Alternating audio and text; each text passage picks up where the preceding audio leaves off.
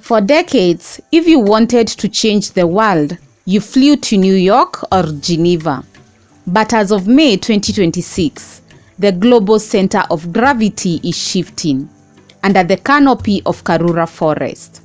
A 340 million transformation is underway that is turning Nairobi into the new Geneva. It's the largest infrastructure investment the UN Secretariat has ever made in Africa, and it's about to change Kenya's economy forever. This isn't just a renovation, it's a total overhaul. The UN is upgrading its 140-acre Gigiri complex, land donated by the Kenya government back in the 70s. Key upgrades include 1. Modern towers. 6 new climate-resilient office blocks have replaced the temporary prefab buildings that stood for 50 years. 2. The Assembly Hall. A brand new 1,600-seat state-of-the-art Assembly Hall. 3. Massive capacity. Most importantly, Nairobi's meeting capacity is exploding, from 2,000 delegates to a staggering 9,000.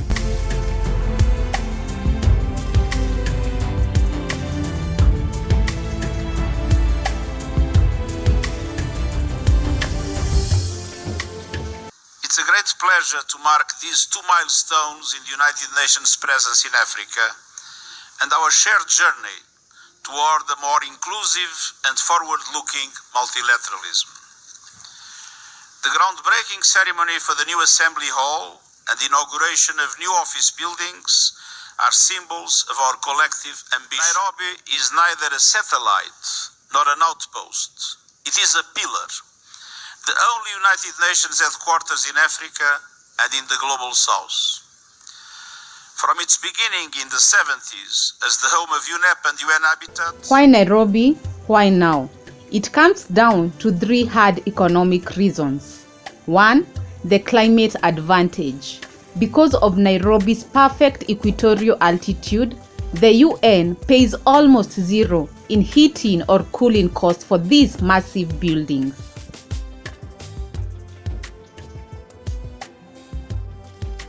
2. The time zone.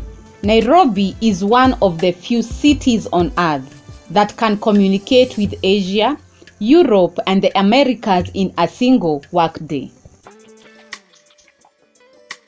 3. Proximity to action.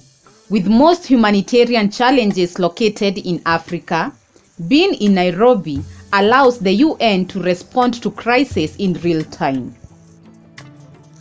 Your presence underscores our shared commitment to strengthening multilateralism and ensuring the UN remains effective, responsive, and fit for purpose in addressing the challenges of our time. 51 years ago, this site was little more than a coffee plantation on the outskirts of the capital city of Nairobi. Today, through visionary leadership and Kenya's commitment to multilateralism and international cooperation, it has evolved into the largest UN headquarters by acreage anywhere in the world. Yes, I said anywhere in the world. For Kenyans, this expansion is an economic multiplier. 1. Jobs. Kenyans are already the largest nationality working at the UN in Kenya, and local contractors are winning the lion's share of construction tenders. 2. The expats economy.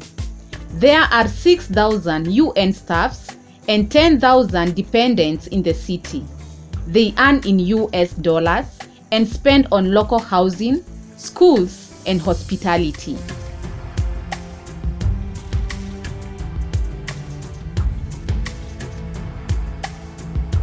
3. tourism. When 9,000 delegates show up for a summit, they fill Nairobi's hotel, eat in Kenya's restaurants, and book safaris. Physically the largest UN headquarters office worldwide, with a 140-acre footprint, and we're grateful to the government of Kenya for having provided this land in the 1970s as a sign of its commitment to multilateralism. But the biggest impact is the signal.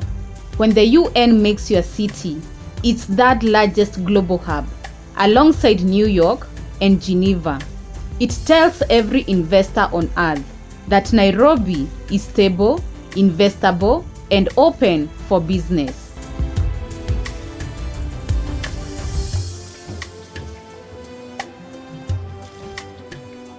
Nairobi is now hosting 5 major UN global headquarters: UNEP, UN Habitat, and now global operations for UN Women, UNICEF, and UNFPA.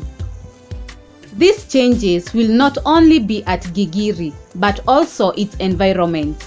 The UN Avenue, a major road separating the US Embassy and the UN, will also be upgraded to accommodate the expansion. Under this expansion, UN also hopes to maintain the environment by restoring the green vegetation that was on the complex when it was part of the Karura forest. As the city transforms, the UN has issued one clear warning: beware of scams. All UN recruitment and tenders are free and handled through official channels. If someone asks for a fee for a UN job, it's a bribe and it's a crime. Nairobi isn't just East Africa's hub anymore. It is officially a global capital. The question is, are you ready for the Nairobi decade?